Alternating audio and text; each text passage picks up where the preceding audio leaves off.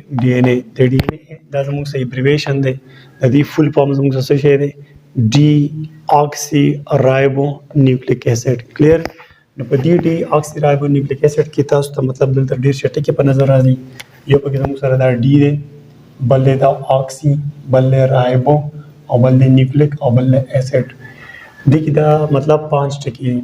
نو په دې تاوله خبرو کوم Deoxyribonucleic Acid مطلب دا دی چې زه به دلته اوس یو نیوکلیوټاید جوړ کړم زموږ سره شو فرض کې اکسیجن دا زموږ سره رایبوز یا پینټوز شوګر د جوړم دا زموږ سره پینټوز شوګر شو دا کاربن نمبر 1 دی دا 2 دی دا 3 دی دا 4 دی او دا کاربن نمبر 5 دی په دې کاربن نمبر 1 باندې تاسو ته پته ده چې هغه باندې نایټروجن بیس لګي او په کاربن نمبر 5 باندې زموږ سره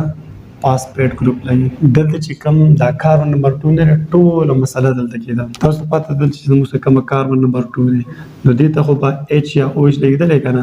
دند سایډ ته H او بار سایډ ته OH دلته مطلب د دې کاربن ویلنسي برابرې نو ټول مسله دلته Deoxyribonucleic مسله ټول دلته دا رایبوز شوګر دی د دې رایبوز شوګر په کاربن نمبر 2 چې کوم OH دی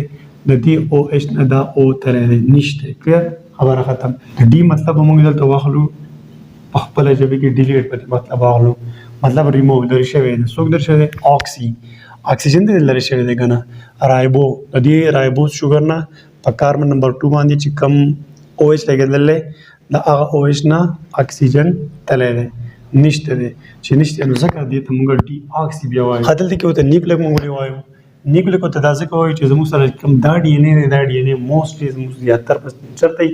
په نیوکلیس کې کنه لکه دا زموږ سره خلیه ده او په دې خلیه کې دا نیوکلیس دی نو ډېر زموږ سره دنده په نیوکلیس کې خو خبره دا وایي چې زموږ سره دا مطلب په مایټوکانډریا کې هم شته په کلوروپلاست کې هم